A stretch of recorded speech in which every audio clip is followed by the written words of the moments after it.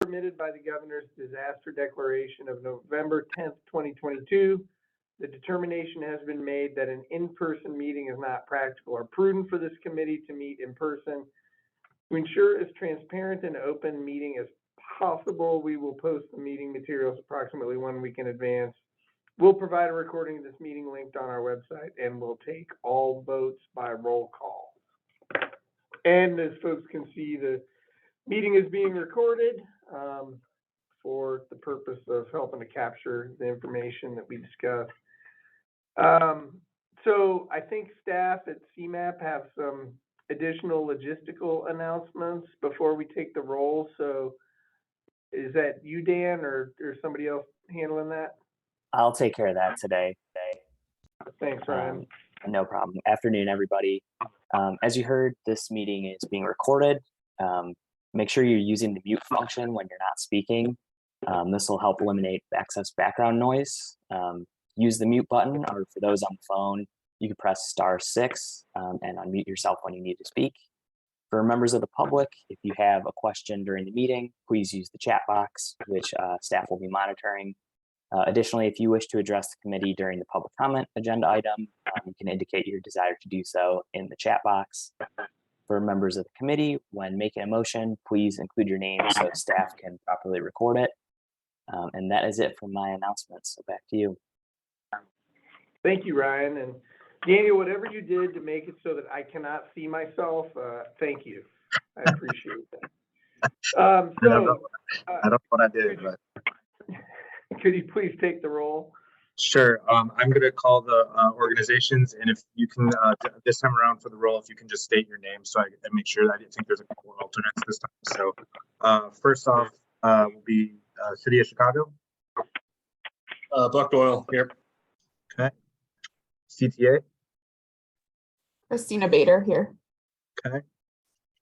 CMAP.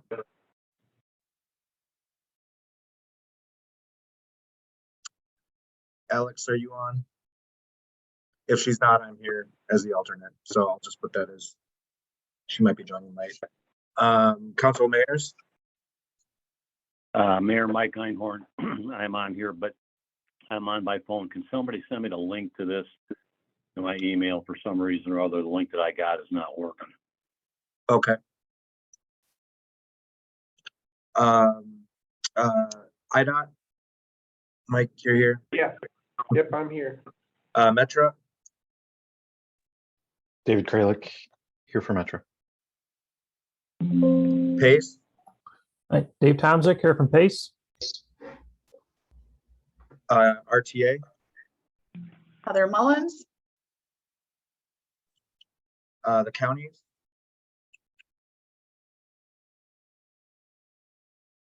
Is anyone from the counties here?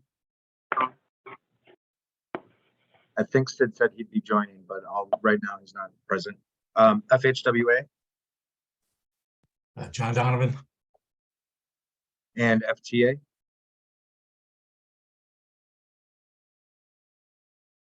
Okay. I believe we have quorum. Excellent. So folks should have received an agenda packet. Are there any changes to the agenda? Good afternoon. This is Alex Ensign, and I am present. I apologize for joining a few minutes late. I believe we had a few representatives who have to leave this meeting a little bit early. So I believe if I could propose an agenda change for the core proposals, if we could change the order slightly and have the Council of Mayors go first and have CMAP go second, that would ensure that everyone can give their proposals before they have to hop off. Okay, but do we want to leave it as 4.02 and not move it up above the SS4A? I think if we could move it before SS4A, that would also be helpful, but I don't know if folks would like to see that presentation first. Okay, good.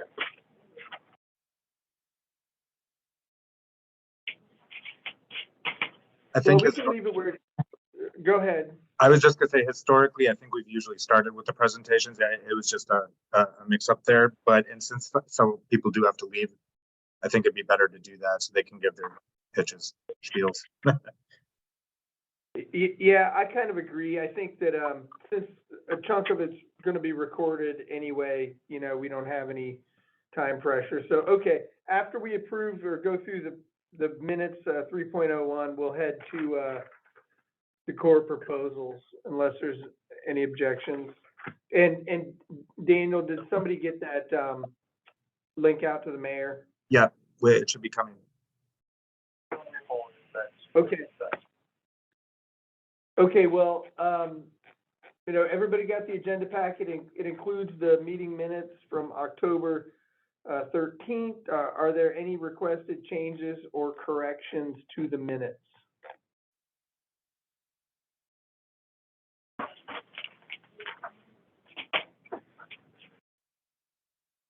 Hearing none, can I get a motion and a second to approve the minutes? So moved. Who was that? That was Sid Kenyon. Can you hear me? Yep, can you hear you? Good, thanks. I'll second. This is Heather at DRTA. Are there any questions on the motion? And staff, would you go through the roll call, please? Sure. City of Chicago? Buckwell, here. CTA? Yes. CMAP? Yes. Council mayors? Yes. Metro? Yes. Pace? Yes. RTA? Yes. And the counties? Yes. All right, that's everyone. Okay, the motion passes, the minutes are accepted.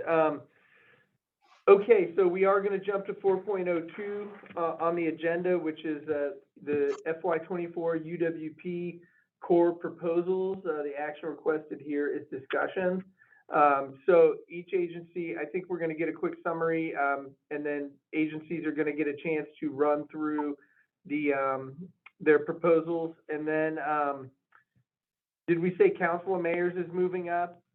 I believe so. And I think Lenny is going to be speaking on behalf of that if he's not here. If he's not here, I can give his overview. Okay, that's fine. Well, I guess each agency will have a chance to present their core proposals and answer questions, and we will begin with the Council of Mayors. So Lenny? He might not be on. So he told me in that case, I'm just going to read their introduction from their proposal, if that's okay. Yeah. Okay. Go ahead, and I'm gonna just scroll to it as we're going through, as you're talking. Sure. So for the Council of Mayors this year, their proposal was to provide for strategic participation by local officials in the region's transportation process as required by the FAST Act, the Regional Planning Act, and further legislation. To support the Council of Mayors by providing program development, monitoring, and active management of STP, CMAC, TAP, SRTF, BRR, PP, and ITAP, and other programs as needed. General liaison services, technical assistance, and communication assistance. The goal of this proposal is to assist TMAP as the Metropolitan Planning Organization for the Chicago region in meeting federal transportation planning requirements, including development of a long-range transportation plan, transportation improvement program, and the congestion management system. For FY 2024, the Council of Mayors request funding at $1,561,215, which is an increase of 1.8%.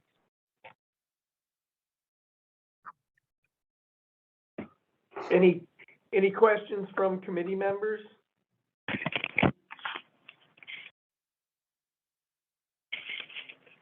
That was 1.8%. Okay, perfect. If there's no questions, we'll move on to the next agency, and that'll be CMAP. And I believe Peter will be on to discuss our budget. Yeah, I saw him on here. Peter, are you muted? Oh, there we go. Hey, sorry about that. I was muted. Give me 2 seconds.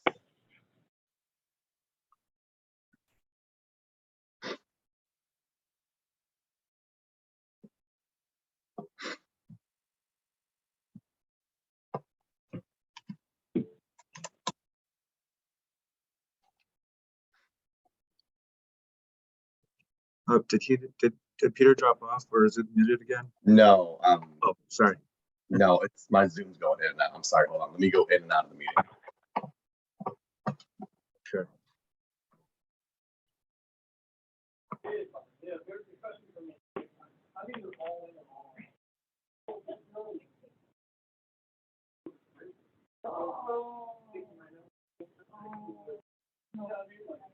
Well, with Peter having some issues, should we go ahead and move on to CDOT? Yeah, that should be fine. Hi, everyone. My name is Buck Doyle. This is actually my first session representing CDOT. I'm very excited to be here. I'm taking over for Jason Burnett, and I know we'll all miss him a lot, you know, both here at CDOT and in the broader council, but I'll do my best to fill his shoes. So, and our core proposal is a continuation of FY23. We are requesting, well, the total project is about $1,037,000. And the federal match, the federal would be 830,000, and we are using this as funds to support, you know, again, a lot of our CMAP's regional objectives and ensuring that the city of Chicago is participating in all the regional planning and transportation program processes, including RTB, you know, TIP, along with some technical studies and analysis. But the core justification is focusing on TIP, planning implementation, UWP, public participation plan, and federal requirement and other federal requirements. And as I mentioned before, we are kind of keeping funding request or a proposal consistent. We know that the funding is increased from FY23, but we're just kind of holding still and just continuing 2023 to 24.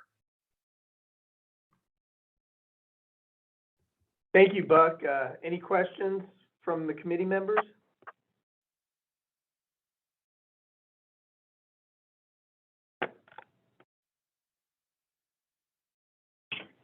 Well, we will move on. I don't see Peter back up yet, so we're going to move on to CTA.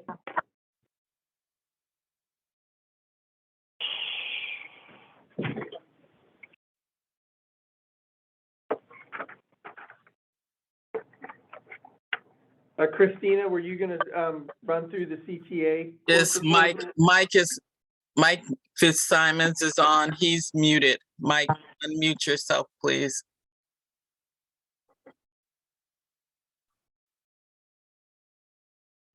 I'm unmuted, I think, but No, you're not muted, Mike. Mike. Sorry, folks. Now he's unmuted. I'm there the now. other mic. Okay, perfect. Sorry about that. My name's Mike Fitzsimons. I'm the manager of the Capital Program Development Group at the CTA, and I'm gonna be brief. I have some talking points. I know the committee wants us to be brief, but I'm also struggling with the flu today, so and hopefully I can get through this. My voice is not the best. So let me start. You know, CTA's asked, first of all, I should say our scope of work for our CTA program development is very similar to Metro and PACE, right? They're essentially the same type of activity with one or two minor exceptions. But this year CTA is asking about $965,000 to do this same work going forward in state fiscal year 2024. I'll talk shortly, a little bit later about the increase, but what are the prime core scope of work that we do here in the program development group? CTA Capital Finance is responsible for the implementation and management of the CIP and submittal of all capital grants. The work includes the annual call of projects and surveys, presentation of capital budgets and plans to the public, to CTA, to RTA, and CMAP boards. Amend the CIP as necessary as projects progress and funding marks and newly awarded projects are included in the CIP. Develop project scope, justification, and milestones and metrics with user experts based on funding grant programs criterias, and submit over 20 grant applications annually. Staff also works with CTA planning to select and develop candidate projects for the varied discretionary grant opportunities that are offered throughout the year. I will say over the last couple of years, CTA has on average applied for up to 15 discretionary grants. But as we all know, with the new federal Infrastructure Investment Jobs Act program, the scope of the funding program calls for CTA. We've already and will continue to dedicate substantial more man hours to performing project due diligence and scope development for the multiple new discretionary programs, and even the exponential growth in the current discretionary grant programs. So all this will lead to a substantial amount more work. And also we work closely with the TAMS group, to develop guidance, benchmarks, and metrics for programming the CIP to meet the most urgent unfunded needs. All of this work enables us to incorporate projects into the Regional Transportation Improvement Program. Of course, CTA's request is to fund the staff that is responsible for this work and ensuring projects are included in the Regional Transportation Improvement Program. So what's the basis of the ask? We're asking for $340,000 more from last year's request. And primarily it is to fill 3 unfilled positions in the program development group.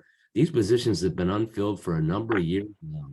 And we've been fortunate. We have many senior staff in our department right now, and they've been able to do this work and process this work efficiently, even though we've been undermanned for quite a long time now. And we can't, CTA recognizes we can no longer have this. We do have to hire new staff on, especially the same senior staff is due to retire over the next 3 to 5 years. And that all calls for fully staffing up the department. And we're asking the UWP committee to contribute to part of this need.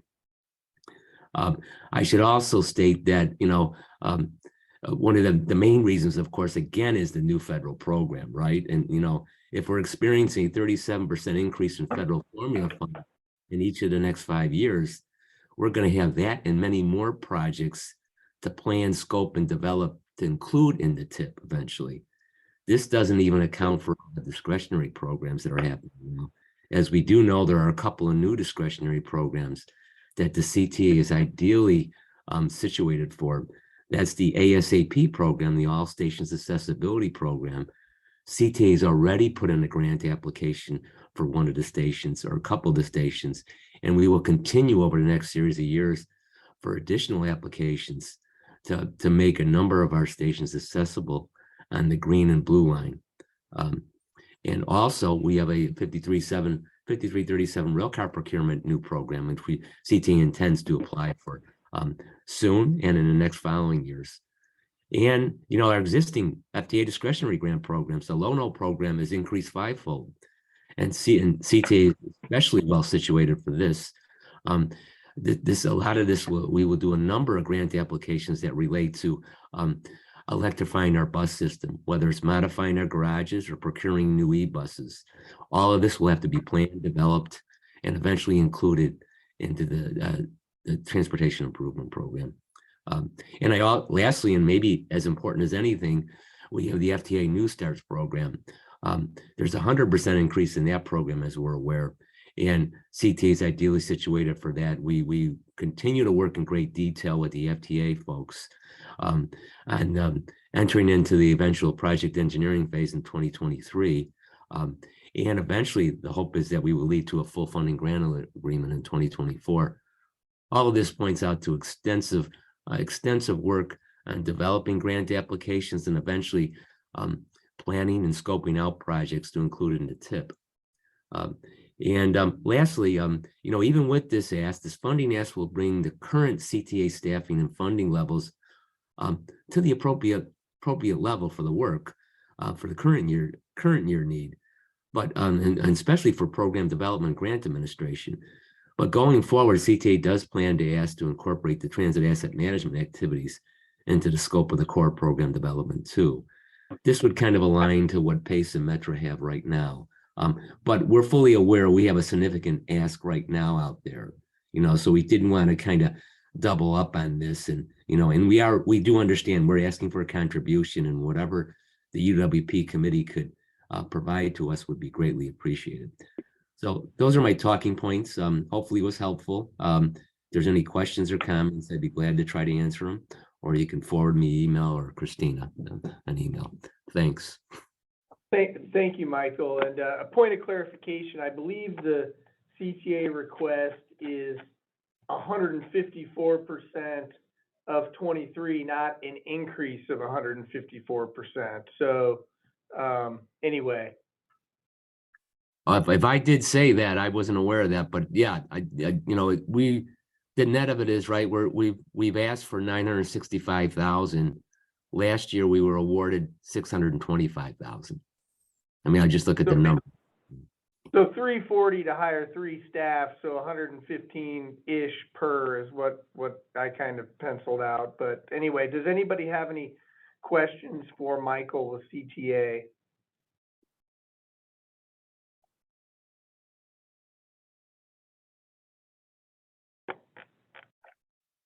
Well, hearing none, should we try to go back and hear from Peter? Yeah, if that's okay. I think he's back on now. Yeah, thank you, Michael. And go ahead, Peter.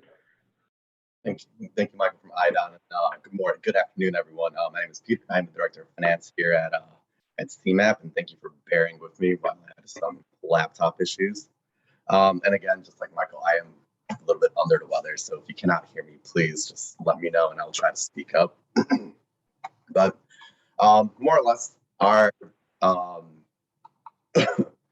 proposal for FY24 is in line with what our core proposal was in FY23 in terms of the total project cost allocation that we would need for it.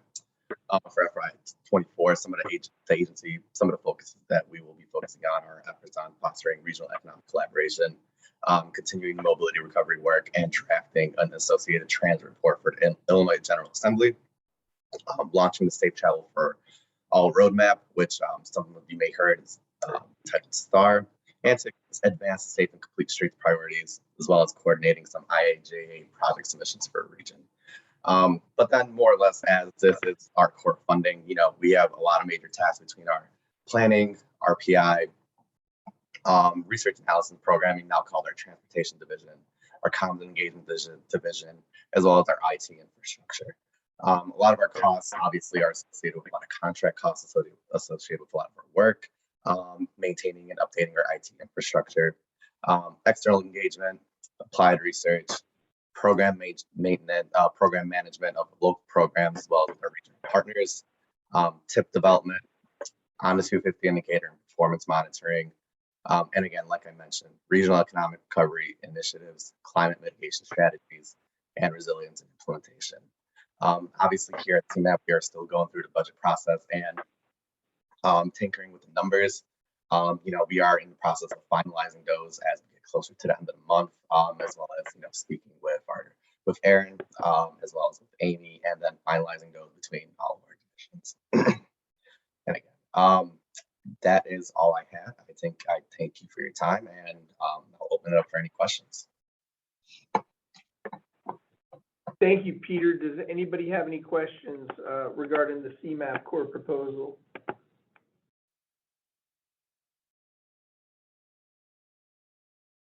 Well, we can move on to Will County.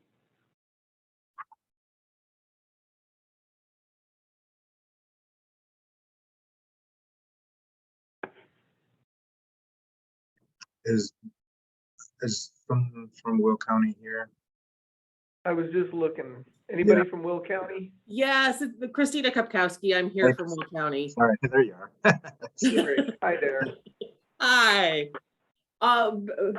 Essentially, our proposal is to update our current 2040 plan that was adopted by our county board in February of 2017 to a 2050 plan. We have had a significant increase in truck traffic over the last 20 plus years in the county, and our current modeling, while it can factor in trucks, it does not do it very well. So we are in the process of needing to update that. And to be perfectly honest with you, we are at the point where we have essentially exhausted our fiscally constrained plan of our 2040. And so we need to now reevaluate priorities for the county. So that's what the proposal is from Will County for our 2050 long range transportation plan. Thank you. And, you know, pointing out from the packet here, the request is for $500,000 in federal funds, which is an increase over a previous award to Kane County. And then Will County will be providing 1.25 million in local funds. So thank you for that. Does anybody have any questions for Christina with Will County? Yes, this is Dave from Pace. Christina, I had one question with the 500,000, and I was looking at your schedule. It's a 2-year project, but that's what we are figuring, that it's going to be a 2-year project, only given the fact that we are essentially having to start from scratch with our modeling and our projects. Okay, and I guess my question is with the core funding being used in a year, is there specific elements that are going to be just used for the UWP funding? Because that wasn't clear in the schedule. Well, that's because we don't know. We're so far out right now. All I know is a general scope. Okay. I guess I was concerned, is the 500 going to be able to get spent in a year by next June? To be perfectly honest with you, it's one of those that we ask for it and we understand that we may not get it. Okay. We may not get all of it. So but I have to ask for it, because if I don't ask for it, the answer is always no. Of course. And I guess the question, and so basically you're redoing the long range plan.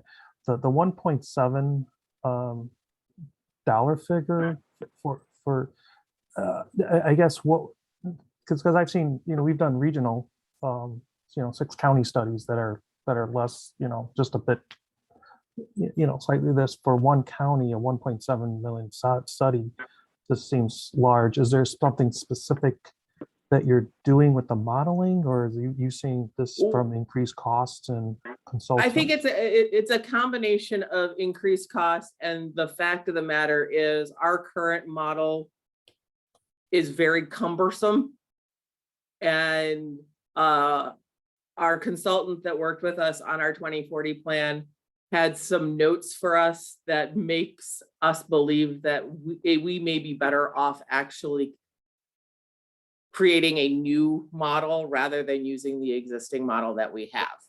It's just so cumbersome because it's a holdover from our 2030 plan. And so it's a matter of not knowing what that is going to entail.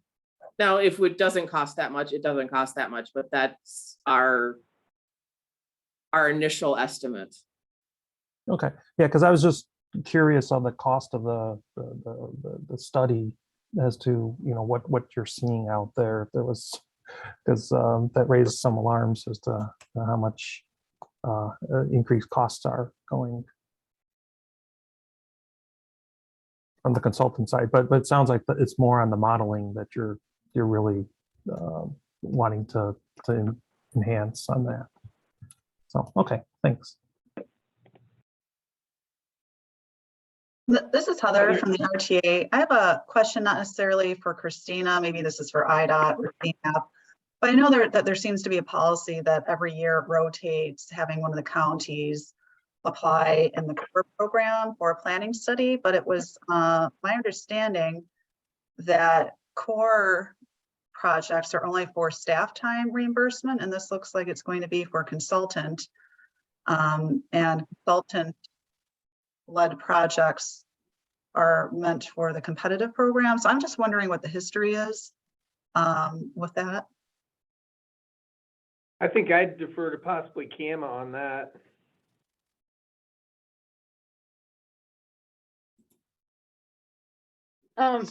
Not really sure that I have a a solid answer. I mean, there's definitely been some consultants hired using core funding, I think by all agencies here that are on the phone. Whether that jives with the direction that this committee's had over the last couple months is, I think, up to IDOT and Federal Highway and this committee. You know, I mean, CMAP uses consultant services for some functions. The councils of mayors occasionally use a consultant to fill a staffing hole, things like that.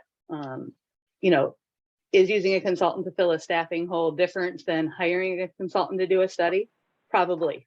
So I guess those are my thoughts, and I'll toss it back to you guys. And I'll just throw in just historical context, because Heather, I know what you're saying. Historically, the counties, up until a few years ago, I believe, actually were part of the core, but they had 3 years to complete the program. I think that moved up in the past years, where they only have 1 year as part of that core. I don't think it's been decided whether that, you know, I don't think they've been included on that whole staffing time thing. I know there's been an expressed interest from some of the core agencies to possibly integrate consulting into their core ask. So that is up for discussion. I don't think we've actually addressed it. So one thing I'd like to mention, since this has been brought up, is DuPage County got word a couple weeks ago that the counties were going to be pushed out of a lot of the other competitive programs that are out there, including LTA. And we were kind of caught off guard as to that new strategic direction from CMAP. So what I would like to know is if you guys are not going to allow us to, I should say, if we're going to be steered away from a program such as LTA for some of the transportation planning needs that we as counties have, where would we have a bucket available to us in order to complete the planning work that counties such as Will or DuPage that only have, you know, 1 to 3 planners on staff, you know, would be able to take advantage of? I certainly can try to answer that one. I don't think the idea here is to, and I think there's a lot of talking going on around the talking, but there are certain programs that are smaller in nature, and there are other programs that are larger in nature, as an example. So I know with the counties, we're organizing safe and complete streets work and focusing our attention with the counties on those initiatives.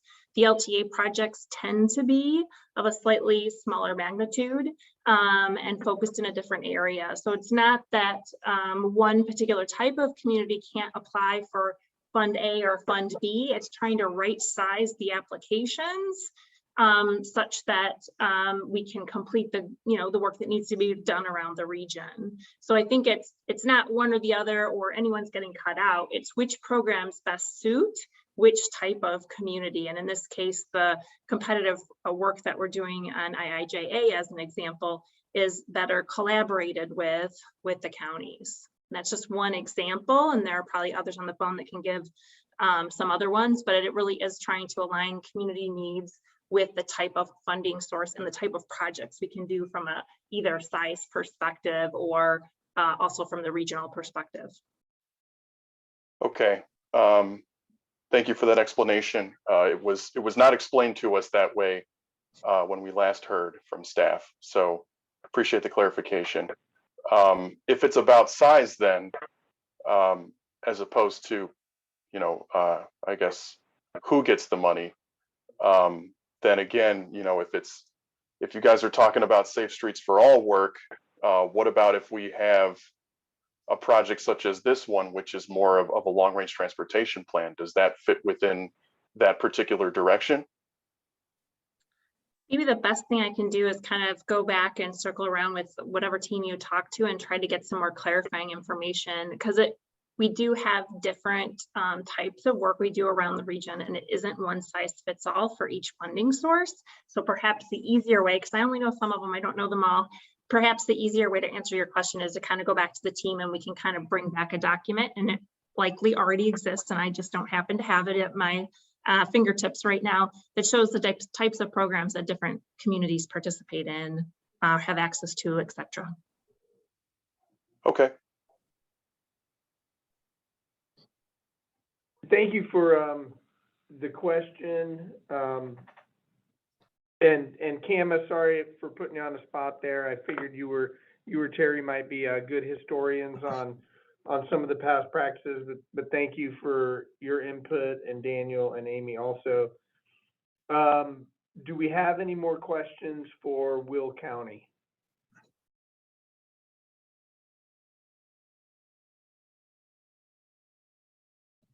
Well, hearing none, I think we can move on to Metra.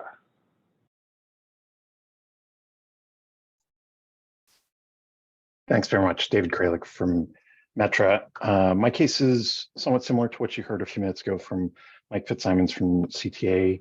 Like PACE and CTA, Metra's seeing significant increases in our cost in this area as a result of both IIJA and additional FTA requirements. We're requesting $1.2 million in federal core UWP funding, which reflects an increase over our past requests in this program. This request is to support our capital programming, grant administration, and transit asset management efforts. The increase is due primarily to the recent increases to the state and federal capital funding levels and to continue implementation of the FTA required TAM plan, which includes the continued development of Metra's enterprise asset management system. That EAM system and the implementation of that is some of the most significant element of our increase in this as we shift to that system. This request reflects the relevant share of time for staff members who work on all of these efforts. This includes portions of salary for up to 25 staff members.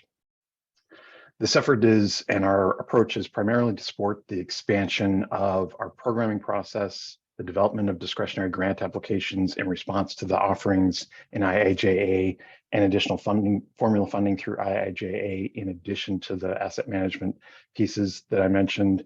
Grant applications that we have developed include supporting the rehabilitation and increased accessibility of Metra stations, replacing many of our numerous bridges that are in need of work, and replacing our aging rolling stock that are well beyond their useful life. So just to name a few. So all of these efforts support CMAP objectives, including conducting regional transportation planning, maintaining the TIP, maintaining data models for transit asset management, and implementing the policies required by various federal legislation, regulations, and rules. We appreciate the opportunity to make the case and to talk to you more about this, and we'll entertain any questions that might arise from this.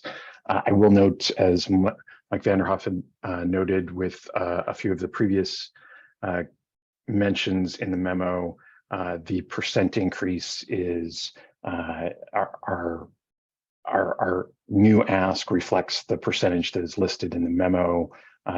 It is, the percentage increase is 100% less than that. So it's, I think the memo lists 254%, and our actual request is, sorry, let me pull that up. 231, our actual request is 131. Yeah, I think that just a percentage math calculation. My end, I think that's a typo, so I will fix it and repost it. Thanks. Well, thank you, David. Does anybody have any questions for David on the core proposal from Metra? I guess I was curious to know, is there any new staffing associated with this increase, or is it largely attributable to like site licenses and new EAM system, that kind of thing? What we've included in this is all related to staffing, so it's not other program system elements. And so there are new staff that are being brought on to this and other staff that are being distributed to that. So in that, let's see, in the total of, in the EAM, that reflects portions of 13 folks who will be working on the EAM system. But clearly not 100% of their of all of their time, but the relevant factors of that. All right, any other questions from the committee? Well, thank you, David. We can move on to PACE.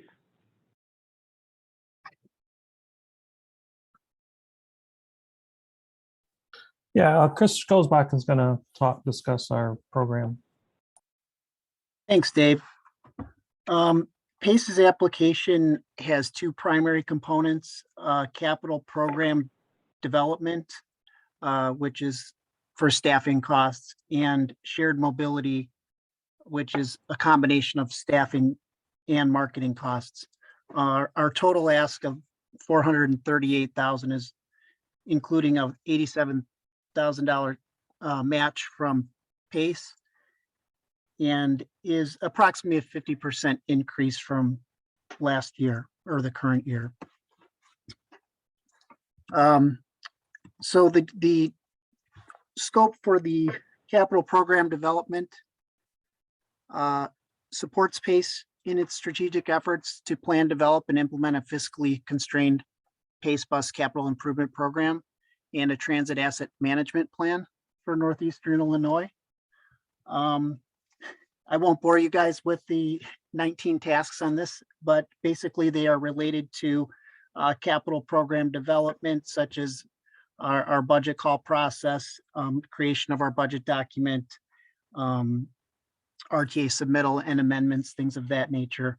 It also includes our grants management activities, such as applications, reporting, concurrences, etc.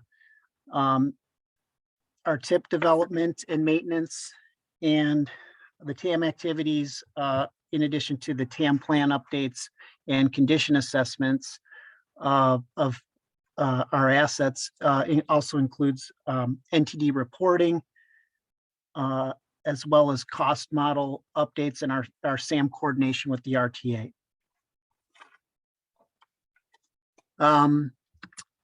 I don't know, I believe there are other pacers on this call that might be able to describe the shared mobility side of things better, but I can give a overview if there are no volunteers of my colleagues. Why don't we take both of them separate? Because they're Sure. two separate applications. And Doug will speak on shared Well, mobility. then, Dave, then I'm gonna, if I didn't realize if that was two separate. This application is only a 10%. This portion is only a 10% increase over last year. Total ask is 150,000 of staff cost. Okay, and to clarify, that's the Smart Capital Program Development and Asset Management submission, correct? Yes. Does anybody have any questions on that particular proposal?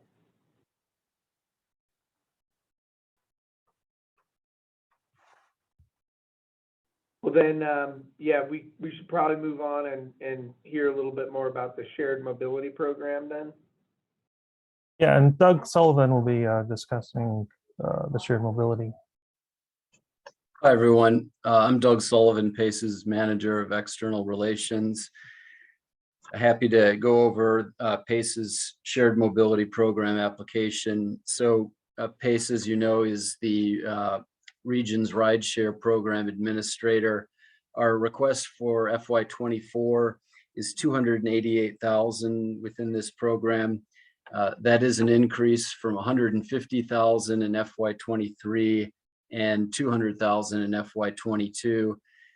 This increase is basically reflective of the fact that we intentionally did not market this program during the height of the pandemic, but now this shared mobility program is poised for major growth as the region emerges from the pandemic.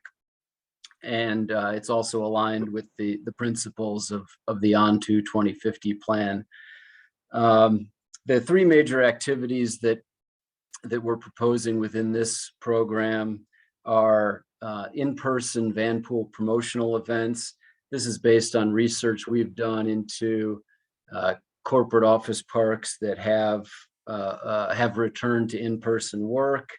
It also gives us an opportunity to tout an innovation of PACES, which is the part-time fare for our van pool program for people who are commuting to their places of work less than every day.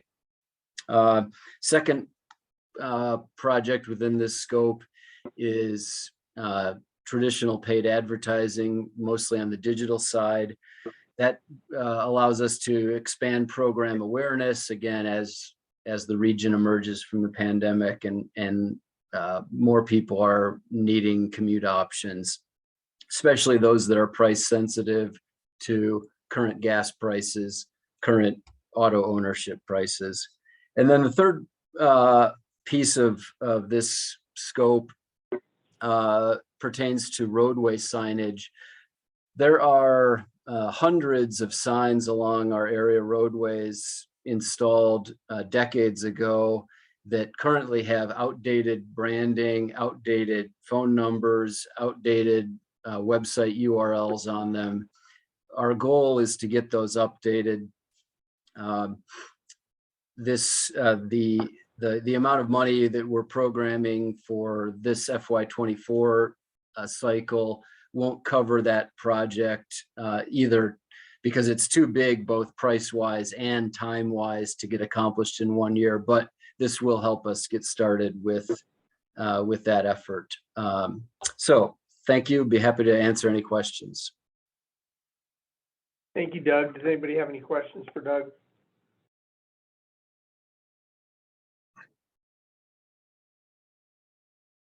Well, yeah, thanks everybody for your presentations. And we're open for discussion at this point. And I guess I have a question for staff, basically. On PDF page 11, you know, there's sort of a table containing FY23 funding amounts, FY24 proposed.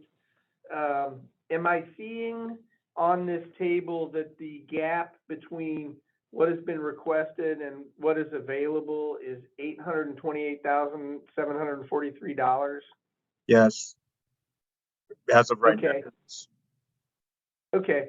So just out of curiosity, I don't know if I've been through, well, I've kind of been through this process before, but it may not have been the customary process. What are next steps for moving ahead with these core proposals and reconciling with available revenue?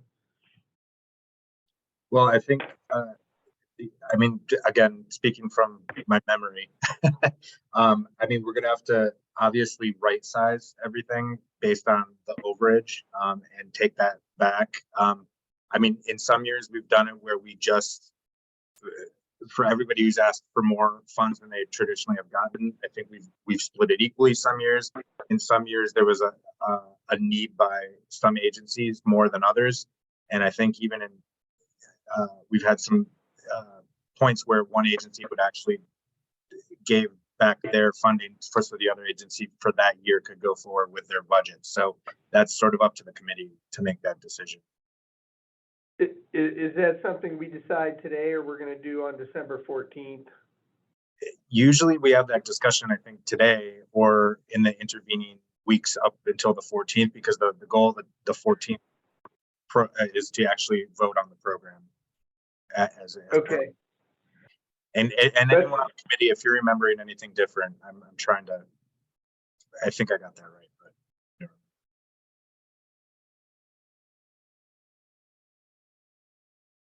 So we're about $828,000 over here. So I guess, does anybody have any suggestions on how to reconcile what's available and what's being requested? Can I make one more question? And this is something I've heard Angela ask in the past as part of CMAP when she was here. So as we did transition the counties over to a one-year program, we do tend to ask the counties, and I think Dave was getting to this point. If the infrastructure is not set up to get that amount of funding out in that one-year period, is there a different budget number that would be more likely to be realistic? And so I would just ask that maybe to Christina if she's still on there, because it didn't sound, I don't know if you feel like you would be able to use that entire amount in 1 year, starting on July 1st. Oh yeah, I can spend that money. It's just a matter of our biggest problem recently has been getting some of our consultants to actually invoice us. But yeah, we can spend that money. Because normally with a lot of these projects, there's a large front end cost. But like I did say with my presentation, I'm not expecting, we asked for the $500,000. I'm not necessarily expecting to get the $500,000, the entire ask. I mean, I just put it out there because I know in the past people have had trouble procuring the consultants and the amount of time to get started. Is that something that's already? Oh no, we'll do our QBS process starting probably shortly after the first of the year. Oh, okay. Yeah, no, we'll have a consultant on board. That's not a problem. So then with that, it goes back to the committee. Like, it's really your decision how you want to try to make up for that overage in terms of the budget.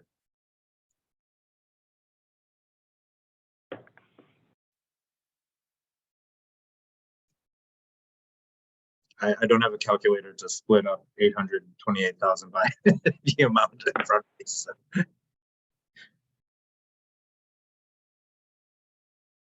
This is Alex from CMAP. I suppose I'll ask another clarifying question too, since I'm new. But my thought is maybe if we could hear a little bit about how project scopes might change based on different budget amounts, that might be helpful to me in making some of these decisions. Since I know, it sounds like there's some flexibility with Will County. I think if you get the full 500,000, that would be great. If not, you'll be able to work with what amount is awarded. But I know that it is also a pretty significant jump from what Kane County received in the previous year. So my question is also, like, how would project scopes change based on funding being cut from some of these proposals? And also, what sort of precedent do we set by having, really varied amounts year over year? I suppose historically speaking, I'm so used to county budgeting where you don't get to increase amounts very much. You get maybe a 2% increase year over year. So I'm curious about what kind of precedent it sets if we increase or decrease funding amounts by significant numbers year over year.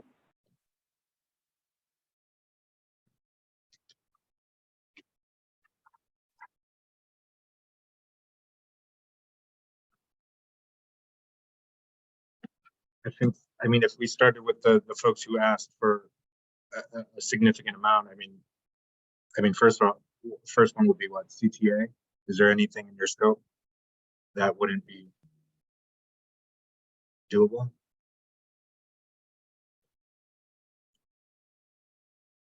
This is Mike. Go ahead. They are fixed costs. We will incur those regardless if the funding's there or not.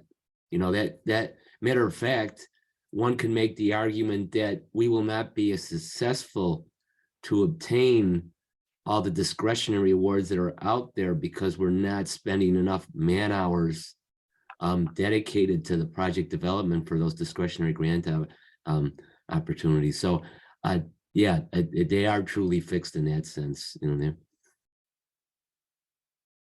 So a couple questions. So a lot of the larger increases are attributable to hiring staff. To me, that creates a situation where yeah, that turns into a request, an annual request in order to retain those staff. And I guess that's sort of comment / question number one, is that correct? And then what happens if you're unable to hire staff? Does that basically mean that the money goes back into the pot, or after this is awarded, it's kind of assigned to that organization until they spend it?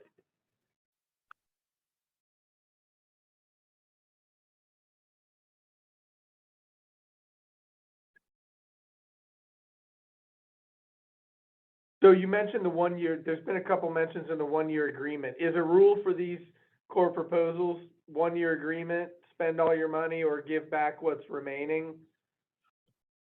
Yeah, or just don't receive it. Do we know historically how much is given back to the program? I have a spreadsheet with that, but I don't have those numbers off the top of my head. It's not terribly, they're usually up to par. There's a couple outliers, but most people spend their funding. It's not $828,000. No. Okay. If I had to guesstimate, I would say it's between 50 and 100,000, and that's just, again, the top of the head.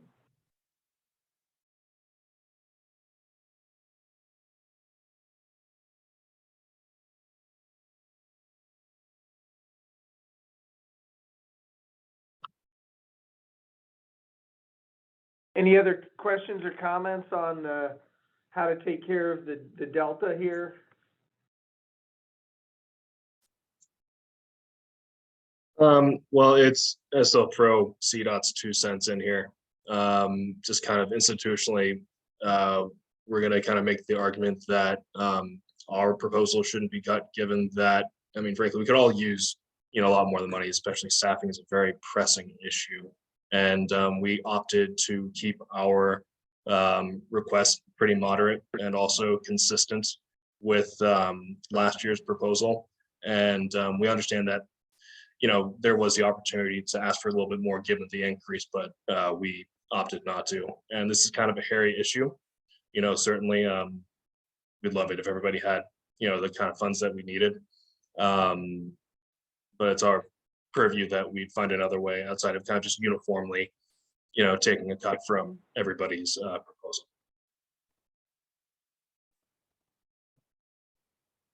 Oh, that's a fair statement, fair position, in my opinion.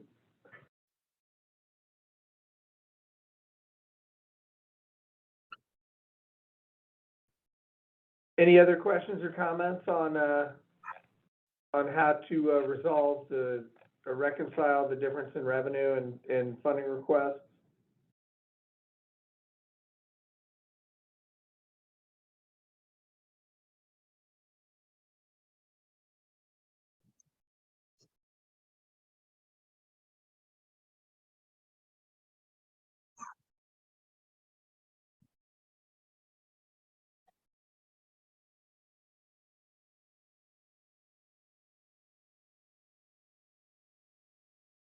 Well, barring any increase in revenue, there needs to be communication and coordination to reduce the funding request by $828,000. I'm not sure. I haven't done the math to figure out if but it makes sense that most of that amount is going to be distributed across the 3 or so core proposals with the substantial increase. So, I mean, we can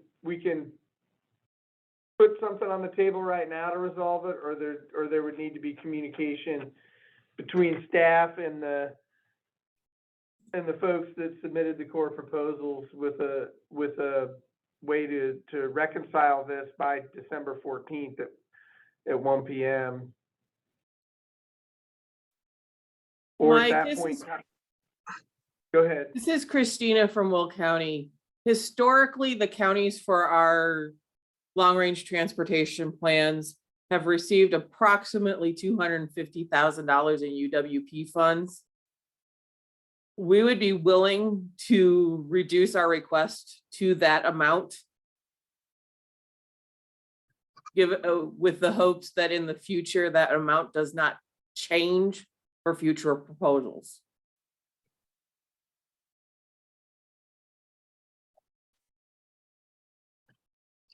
So basically, Will County, if I remember correctly, is just offered to cut their federal request in half in order to help close this gap.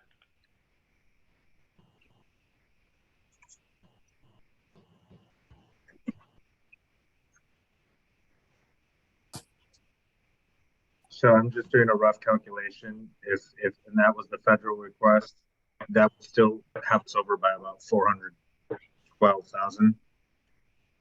So we'd have to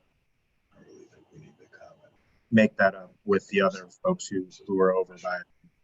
I would agree. I thought they were at 500 federal. Let me go find them. I'm sorry, I'm going between sheets here. Yeah, they were 500 federal, but she's saying to reduce it by 250, right, Christina? You'd be that was what you were Correct. Okay. We'd be willing to take a cut in half, which would be $250,000 that we would give back to UWP as a reduction in request. One of my follow-up questions would be if we could hear about the impact on Metra, if since that is the largest amount increase and I think the largest percent increase, how it would impact Metra to reduce the proposal. So if we were to reduce this, and we recognize that we are, as you mentioned, the largest percent and largest amount increase in here, that would slow our TAM and EAM implementation, and probably would lead to reducing our plan to add staff to support that. And so be a slower rollout with that, and would have some direct impacts in our ability to add the staff that are projected to be needed for full implementation of this year for TAM and EAM specifically.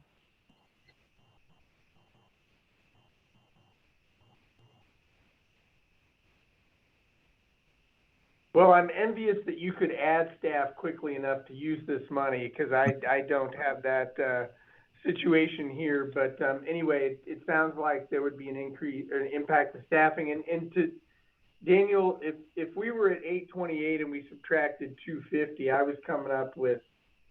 sorry, it's 828 is the total program amount. The federal amount is 662. Gotcha.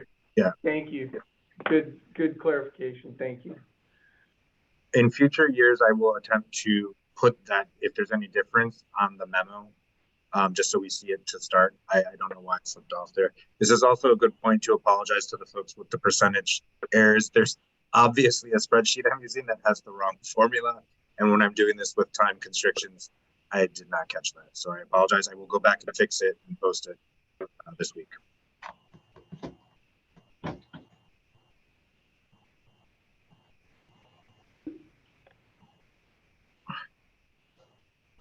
So another one that I had a question, or I'd like to ask a question of Pace on your shared mobility program, going from 50 to 109 to 230 federal.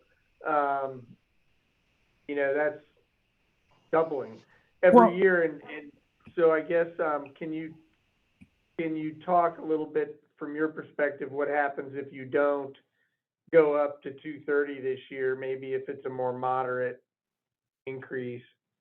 Okay, well, Mike, we already took a hit in reduction. FY22 was 200,000 federal.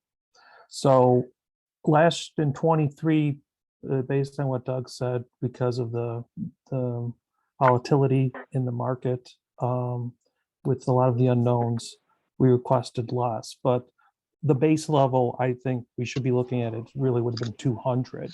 So really the increase is only 30,000. at this point. So I think, I know last year was kind of an anomaly because of the pandemic issues.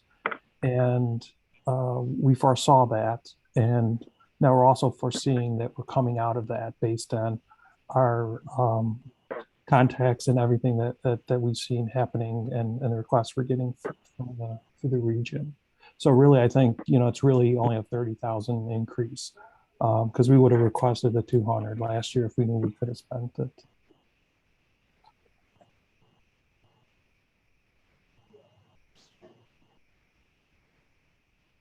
Yeah, thank you for that historical perspective.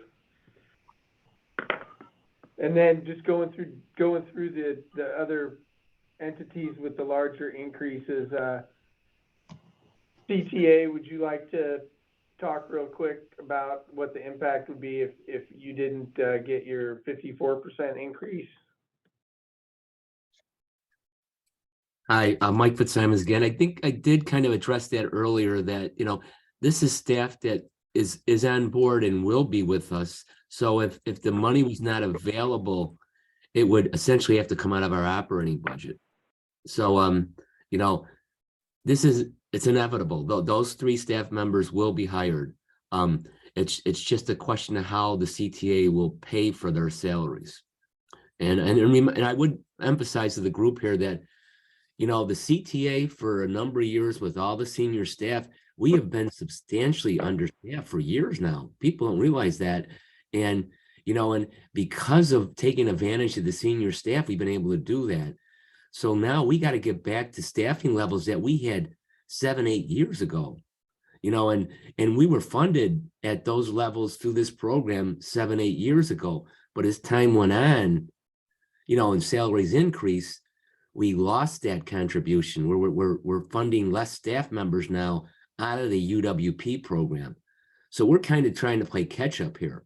We're not even off our base, but I will say to the group, I understand everybody has those situations, but we're talking about a basic commodity type of work here that we will do no matter what, so hopefully that's helpful, but it's coming from a perspective of somebody who works day to day on this stuff,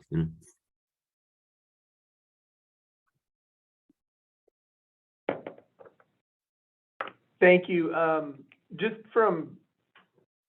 another question. I mean, are you all able to fill your positions at will in the Chicago area? Because I can tell you that I'm having a lot of trouble down here. And I guess where I'm going is it really practical to expect that if you want to hire 5 people, you're going to hire 5 people, you're actually going to get 3, and it's going to be stretched out over, a period of time. It's not going to all happen on July 1st. Correct. We do appreciate that, and we have the same problems that you have, as far as hiring staff and getting them on board in a timely fashion. But even with this increase, we can still absorb with the current staff. That so with our current staff, we could spend out this money. We're just asking for the ability to include 3 more staff members in and have their time in whole, part of the staff would be covered full-time. Another part of the staff would be covered part-time, so we're, like I said, we could spend the money essentially just with 1 additional position,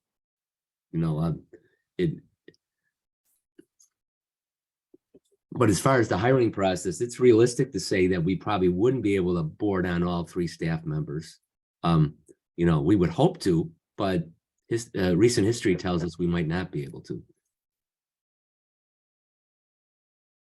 Mike, just to add in and add to Mike's comment, but to respond to your question, we've had similar challenges in hiring. We have been successful. We just have 1 capital programming staff that started a few weeks ago, and another one that's starting on Monday, that both of whom were not reflected in our FY23 request that are part of this request. So some of our request is for hiring staff or for supporting staff that are already in the pipeline. Some of it is for supporting staff that are not yet on board yet, but we have had modest success in bringing people on board to fill those vacancies. But I think that your point is well taken, that those challenges are out there across the industry.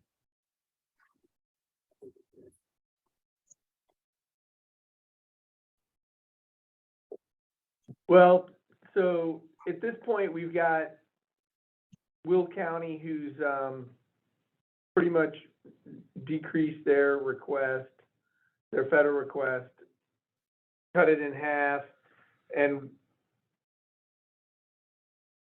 you know, we've got several with substantial increases that we could reduce to cover the difference that we need to close. I guess that's one option. Before we go on to that option, I guess a question I wouldn't mind to ask CMAP is, you know, you're proposing an increase in 2.2%. You know, what happens if you don't get the full 2.2%?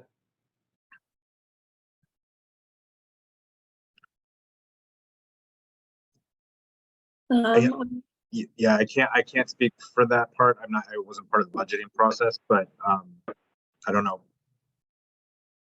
Yeah, I would say We'd have to go back and sort of look at it, I think. yeah, I think we'd have to follow up with Peter and find out. But I did actually have another follow-up question myself about the core proposals and thinking maybe another tactic to try adjusting some of the budget amounts might be to look at the kind of incremental tasks that are listed in the core proposals and vetting whether they're all actually core MPO activities, because I think we do also want to make sure that the funding is being used for core MPO activities. And I'm not an expert on it, but it could be something that we could do between now and the December meeting to vet these proposals more closely.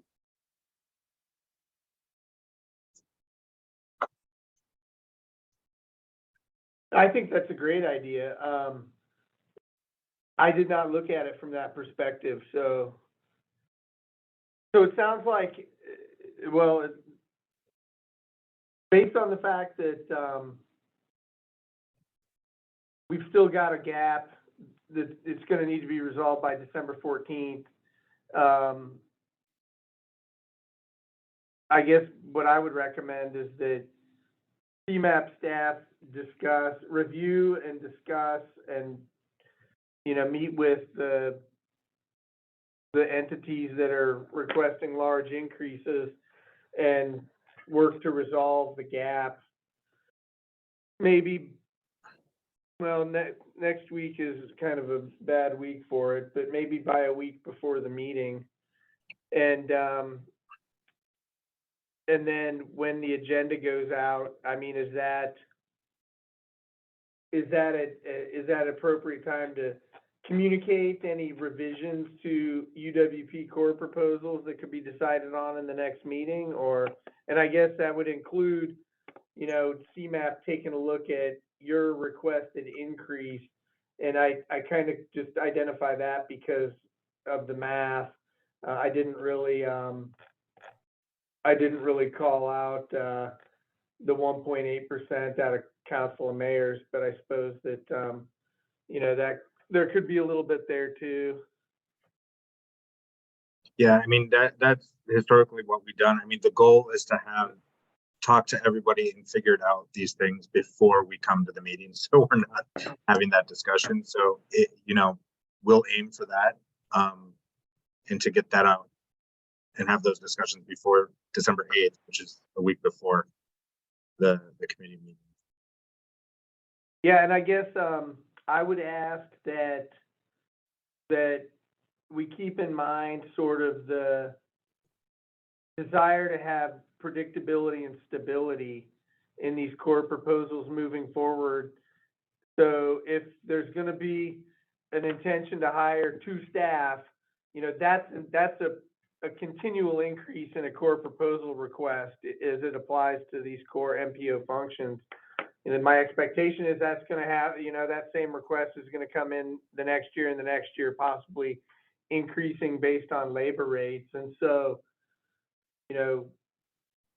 as we do these, as I think Angela's point was earlier, that things go up and they don't really come back down. I think there needs to be some thought there.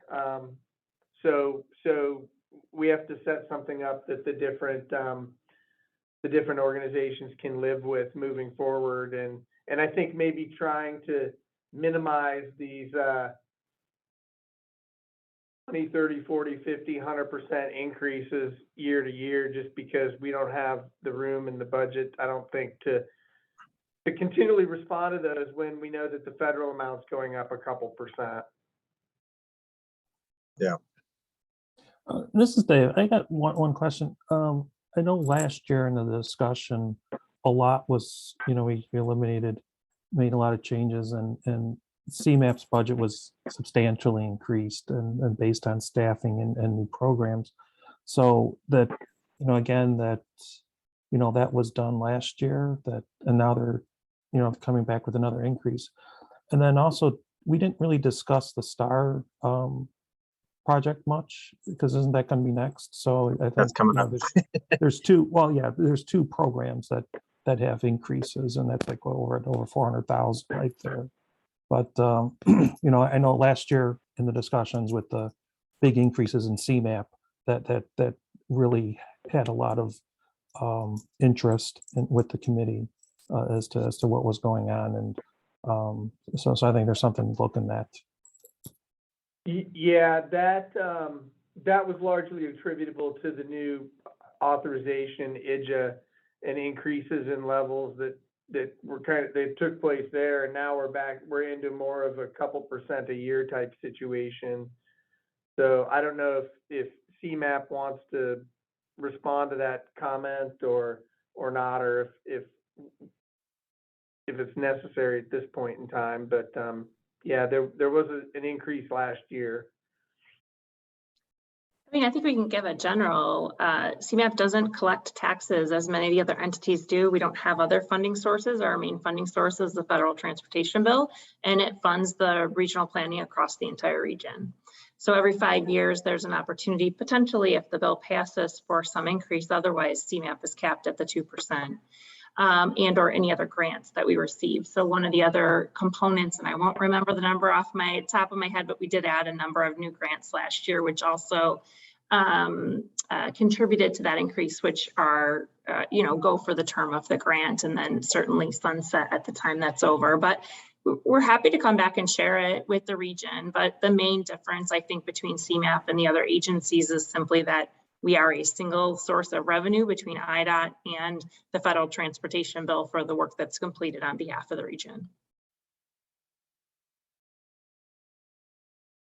I could also piggyback off of Amy's response and point out that part of the increase in staffing for CMAP last year was to launch the ADA program. I think that required hiring staff to support that so that we can support ADA transition plans and ADA programming for all of our regional partners and across the region, based again on the federal mandates.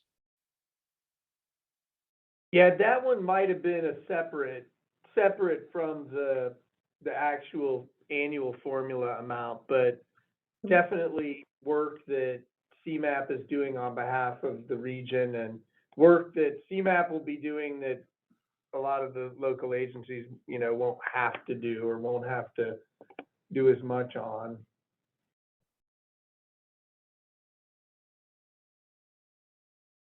And I'm looking for the spreadsheet here. I can't find it, but I can tell you that, we are watching spend rates across the 16 MPOs, and CMAP is doing very well as far as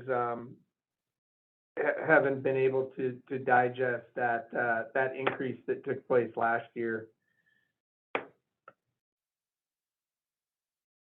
Well, why don't, so discussion has occurred. Does anybody have any other questions or comments before we move on to item 4.01, move back to item 4.01?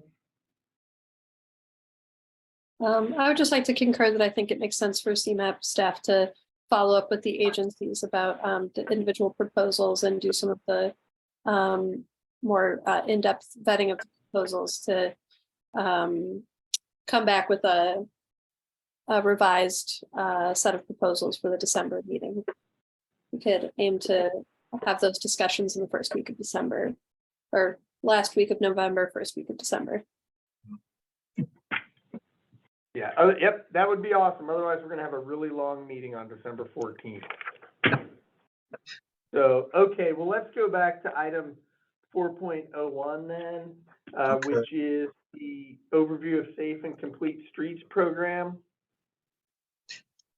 Yes, so when this was brought up right after during our last meeting to have a presentation on the safe travel. Sorry, it's blocking my view. Safe Travel for All roadmap, which we were calling Complete Streets, and it's moved into that. Lindsay Bailey put together a presentation. She couldn't be here today because she's on a conference in Madison. But Tony Mano will be on after. I think it's only 10 minutes, 10-ish minutes, and he can answer any questions after that. So I'm gonna just play it now and enjoy. Hello, my name is Lindsay Bailey. I'm the program lead for Safe and Complete Streets, and I'm going to talk today a little bit about this program and about our federal grant application. I'm going to walk through some of the safety data that we have analyzed and some of the trends we're seeing, talk a little bit about Sorry, that's my fault. About the program, and as I mentioned, the IIJA application that we have submitted, and we can have a discussion after. So we had already identified that 2019 we were entering a traffic crisis already, but that has only gotten worse. And while this is a national issue, the data for our region is even worse, and it really hits home because these are people we know. These are our friends, family, neighbors, coworkers, and while the pandemic changed the way that many people get around and maybe people are driving less, we still saw fatalities spike. So we think that there are a number of factors involved. Speeding, which is a lot easier to do when the roads aren't fully congested. There's also evidence that we're seeing more risk taking, and we are driving bigger vehicles. And when you put all these things together, it really leads to deadly outcomes. So I mentioned that nationally, this is a trend that everyone's seeing, and I dropped in the dashed line in 2014 because that is the year that the market share of SUVs first exceeded that of sedans and other smaller cars. And so as our cars get bigger and people are more distracted or taking riskier behavior or speeding more, that excessive weight and front bumper height really has an impact on the outcomes of our crashes. And what we're seeing in Illinois is much more dramatic as far as the traffic fatality spike. And in our region, same thing. We are far from hitting our target declining trend of traffic fatalities in the 7-county region. And we, coming together with our partners, are realizing that we really need to do something to reverse this trend. So that is safety being a top priority for CMAP. That is why we are investing in this program. So as I mentioned, as it's gone up not quite 20% nationally, it's gone up over 40% for deadly crashes in our region. So we are also seeing that an increasing number of the people dying on our roadways are people walking, rolling. Sorry, I don't know why it keeps doing that. Or riding their bicycles. Since 2017, pedestrian and bicyclist fatalities have increased 52%.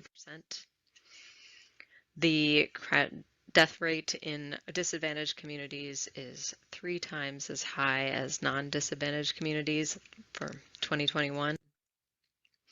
And we're finding that people of color are most at risk.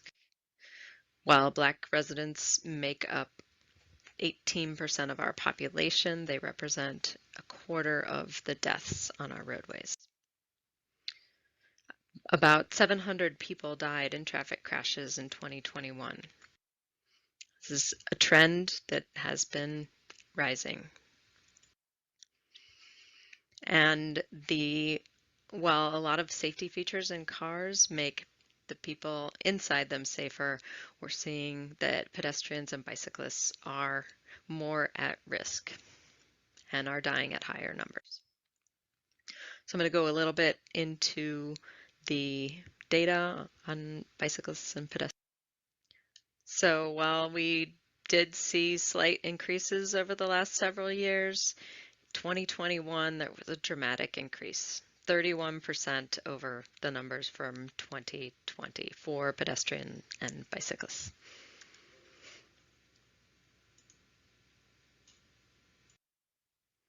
We are very interested in the role that speeding and aggressive driving is having on our crash outcomes. This is a chart showing the likelihood that a pedestrian would survive a crash at 20 miles an hour, 30 miles an hour, or 40. And when someone is hit by a car going 20 miles an hour, there is a 90% chance that they will survive. But if that car is going 40 miles an hour, there's an 80% chance that they will die.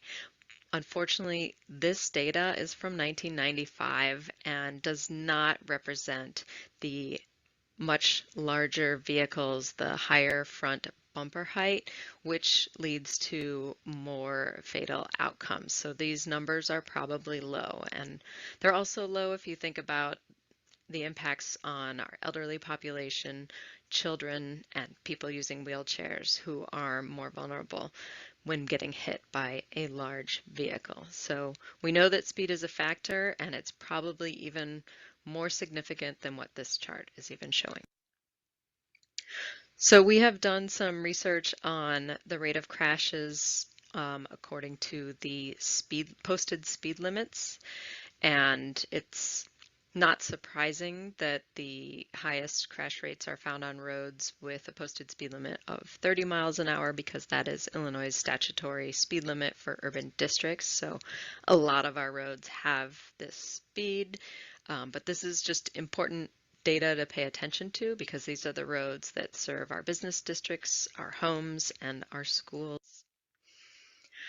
And we are very interested in the impacts on equity when it comes to crash outcomes, who's getting hit, where they're getting hit, and what kind of impact that has on someone's ability to reach their daily needs. As I already mentioned, when you look at the data by race, the traffic fatality rates, African American, Black residents are the most impacted by traffic crashes. So CMAP is embarking on this 5-year effort to improve traffic safety in the region, and primarily that will be through data analysis, policy recommendations, and local collaborations and project implementation. So I'm going to talk a little bit more about what this means. I also know that this committee has talked about the safe and complete streets set aside. So for IDOT has said that 2.5% of all CMAP planning funds must be spent on complete streets related projects. So this includes bicycle pedestrian plans, our safety action plans, speed management work, our safety data, things like that. And so we have a lot going on that we are dedicating this money towards. And specifically in this program, we are going to work on 3 approaches to improving traffic safety. We're going to implement safety action plans. We also want to normalize the use of complete streets standards and also facilitate easier project delivery. And finally, increase this safety and connectedness of a bicycle and pedestrian networks. So one really exciting initiative is the collaborative grant that we have submitted for the IIJA's Safe Streets and Roads for All grant. Under this new competitive program, the federal government will provide $1 billion nationally to address this roadway safety crisis. And there are two components of this. You can get money for doing safety action plans, and you can get money for implementing those safety action plans. So the grant that we submitted is a collaboration with 6 counties in the region, and we will be doing safety action plans with each county and based on a regional framework looking at a safe systems approach with equitable engagement as a primary focus. And our purpose is really to make sure that we satisfy the requirements for eligibility for the next round of Safe Streets and Roads for All to get implementation dollars so that we can really make these plans happen. And as we partner with the counties, they are going to be contributing the local match, and so we have been going out to the county transportation committees and boards to get IGAs put in place, and we are requesting about $4.87 million, and we are really hopeful that we will find out in January some positive news about that. So that is all that I have for you today, and I am not able to be at the meeting in person, so CMAP staff will be here to answer any questions you have, and if you would like to email me, my email is lbayley@cmap.illinois.gov. Thank you. Thank you. And I think that that you all had Tony Mano lined up for questions. Is there any questions based on the presentation?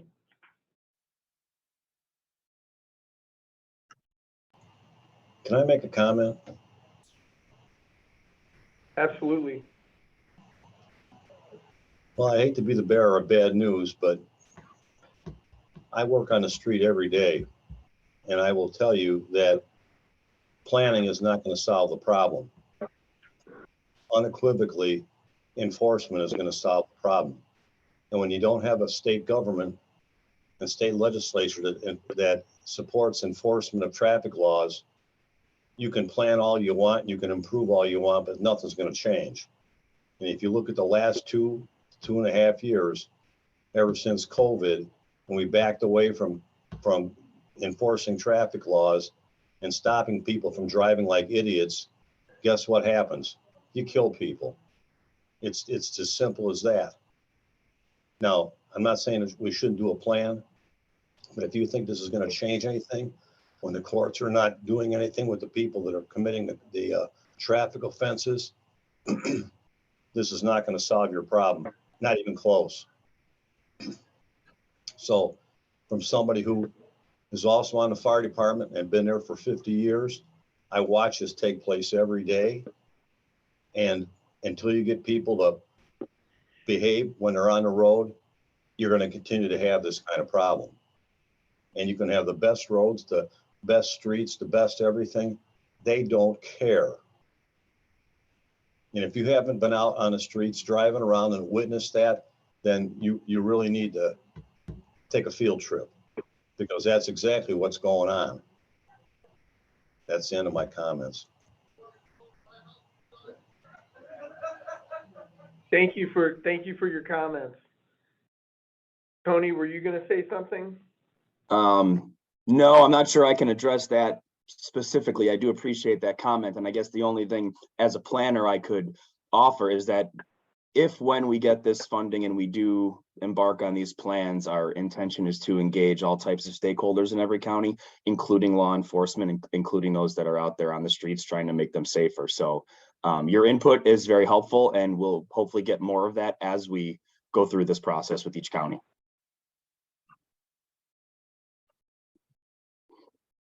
And I understand one of the key elements of the SS4A action plan, or one of the differentiators between a safety plan that's compliant with SS4A and one that's not, is that there's beefed up outreach in the SS4A programs. And so IDOT's keeping our fingers crossed that you all hit on that federal grant, partially because we've offered to help support if you don't. And so we have a stake in this, and we're happy to help. And I think we're actually looking right now at expanding to do similar work statewide. So similar to the 88 transition plan work where you're covering Northeast and we're going to try to cover rest of state, we're looking at doing something similar with SS4A to get compliant action plans in place in other areas, MPOs and regional planning council areas, so that folks can go straight for implementation projects during future discretionary grant cycles. Mike, can I insert one thing? Yes, sir. I don't know if any of you even know this or realize this, but from a policing standpoint, state legislature years back took away the ability for a police chief or a police department to require their members, their patrol officers and the like, to live up to any kind of standards for enforcement. You probably have never seen the bill and the legislation that was passed, but you can't go out and tell the guys, I need you to make, 10 traffic stops in a month. Can't tell them to do that. So you know what you do when you can't tell them to do stuff like that? They don't do anything. And there's no consequence, because if you do, they file a grievance with you or they take you to court, and you can't do anything with the person, with the patrol person. So basically we're saying just violate all the laws. Nobody's going to stop you, because you can't force a patrolman to do what he's been hired to do. And if you need chapter and verse, I'll be glad to get that for you sometime today. No, that's not necessary, but it does ring the bell of the existence of quotas, when you're driving through a town and there's always somebody out there, shooting radar or whatever, your first thought is they've got quotas. And what you're saying basically is those have been legislated out. And when we go through communities that have got cruisers sitting out there doing enforcement, they're doing it basically by the choice of the local government or direction of the local government. They're actually doing it by the choice of the person that's sitting in the car, because the police chief can't tell them to do that. Or at least you can't tell them to produce anything, which is, in my mind, absolutely insane. And when people start figuring this out, guess what? Enforcement goes down and you can't do anything about it. It's the stupidest thing I've ever heard in my life. When you hire somebody, they take the oath of office, which says they're going to enforce this and enforce that and all this other stuff, but you can't force them to actually live up to the oath. What's the point? This makes no sense what the state legislature has done with this. And it's all driven by the police union, because somebody got pinched one time because they didn't write enough tickets. Well, that's what your job is. I'm going through this right now with one person in my town that is I'm going to have a hearing on personally, because I'm step 3, and this is not going to be a pleasant condition. But it's everywhere. We have hired people from other departments that produce nothing, absolutely nothing. In years of being on our department, they produce zero because they know they don't have to. And you wonder why people are running wild in the streets. And the farther north you get towards Chicago, the worse it is. Sorry to say, but that's the facts.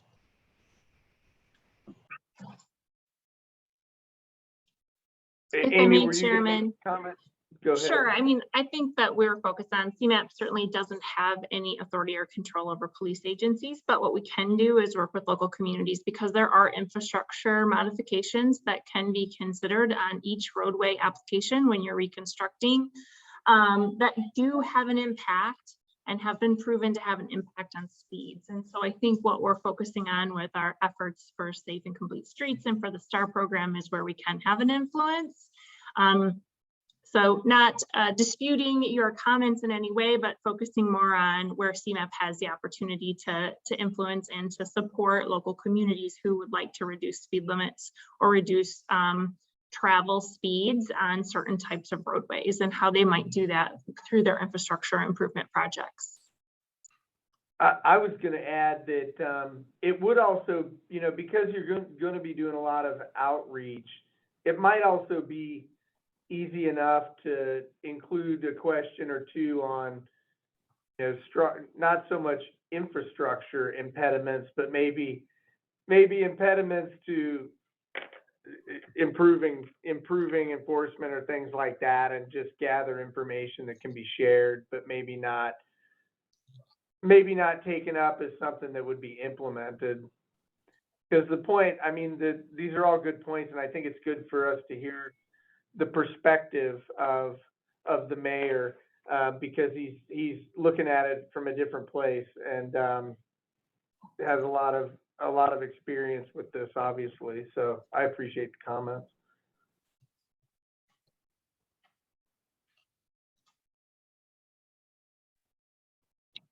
Are there any other questions or comments on the STAR program?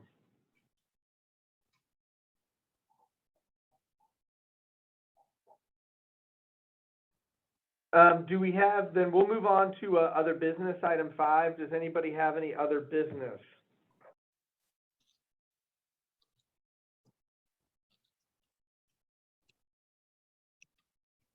And as Daniel notes in the slide here, if anybody joined late, shoot an email to Daniel Olson so that we can record your attendance.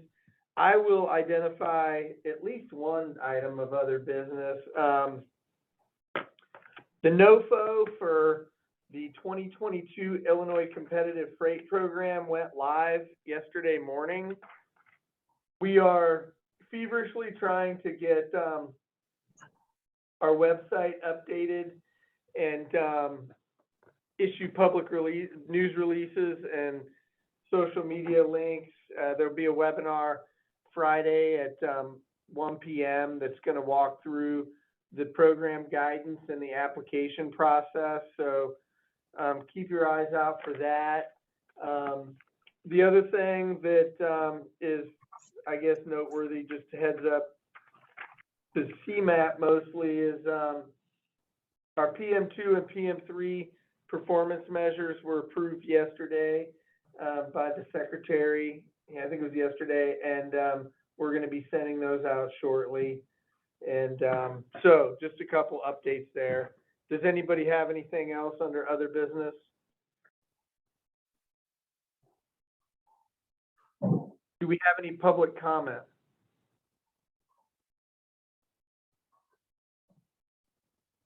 And I didn't get any via email. Okay. Will you go ahead and put a chat in the chat? I guess noting this slide. Yeah, I don't see one in the chat either. Okay. Well, if there is, so the next meeting is December 14th at 1 p.m. So look forward to seeing everybody at that next meeting. And if there's no other business, we are adjourned. and I don't think we need to vote on it per my chair's notes, but is anybody opposed to adjourning? Then have a good rest of your day and rest of your week. Thanks, everybody. Thanks, everyone. Thanks, Mike.